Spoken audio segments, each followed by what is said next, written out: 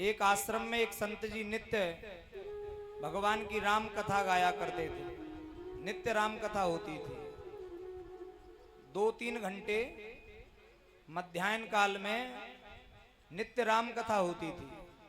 और उस आश्रम में रहने वाले जितने भी सेवक थे, जितने भी भक्त थे, सब बैठकर के राम कथा सुनते थे। तो उन आश्रम में एक सेवक रहता था जो भोजन पानी इत्यादि बनाता, रसोई के बर्तन साफ करता। वो भी उन संत जी के आगे बैठ कर के नित्य राम कथा सुनता था। और जो उनके ऊपर मुखिया था ना, जो व्यवस्थापक था, जो आश्रम की देखभाल रखता था, जो उनसे काम करवाता था, वो उनके पीछे कथा में आकर के हल्ला मचाता और कहता, यहां आकर के बैठ गए हो, वो भंडारे के बर्तन क्या तुम्हारा बाप साफ करेगा? ऐसा कहता। तुम्हें पता नहीं है शाम को दोबारा से भोजन की तैयारी होगी, गुरुजी तो अपनी कथा लेकर के बैठ जाते हैं, इन पे तो कोई काम नहीं है, यहाँ कथा में बैठने से क्या लाभ? ऐसा बड़बड़ करता। जब भी कथा शुरू होती तुरंत आकर के कथा में विघ्न उत्पन्न करता। एक बार तो गुरुजी ने भी कहा कि बेटा इन्हें कथा सुनने दिया करो, थोड़ी देर अगर कथा सुनेंगे तो काम बाद में भी हो जाएगा। भगवान नाम को श्रवण करने से जीवन धन्य होता है। ये मानव शरीर बार बार प्राप्त नहीं होता। पता है वो व्यवस्थापक का नाम क्या रखा गुरुजी ने? रामदास। रामदास के नाम से पुकारते थे। बेटा रामदास, तुम बहुत विघ्न करते हो और मैं तुमसे कह रहा हूं कि अगर तुम कथा में विघ्न करोगे तो तुम्हें बंदर बनना पड़ेगा। मगर रामदास कहां माने। एक बार वो दिन निश्चित था कि रामदास को बस बुखार आया और बुखार में ही वो मृत्यु को प्राप्त हो गया।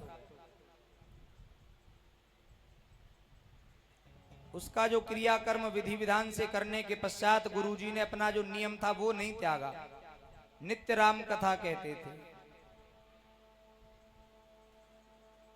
जब राम कथा पुनः प्रारंभ हुई तो वो रामदास बंदर बन करके आया। जंगल से चला आ रहा है छोटा सा बंदर का बच्चा, और उसी आश्रम में रह करके नित्य राम कथा सुनता। महीनों तक राम कथा चलती रही। नित्य आकर के बैठ जाता और कथा सुनता।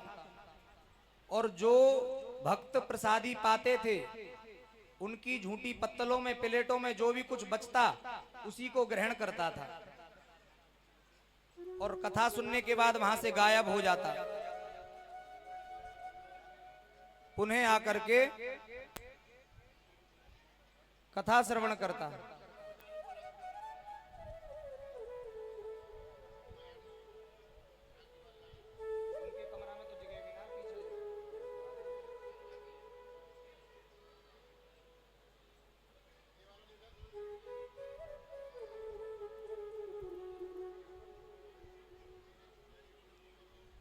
हमारे साउंड वाले भैया भी कथा में विघ्न करते हैं। हो सकता है इन्हें भी बंदर बनना पड़े। आज 5वां दिन है, कभी ना कभी कुछ ना कुछ माइक में करते ही रहते हैं। कथा में विघ्न करने वालों को बंदर बनना पड़ता है। जब वो महीनों की राम कथा पूर्ण हुई ना,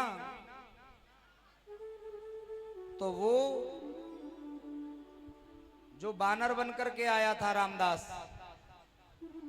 उसी आश्रम की छत पे देखा जाकर के कि मरा पड़ा है।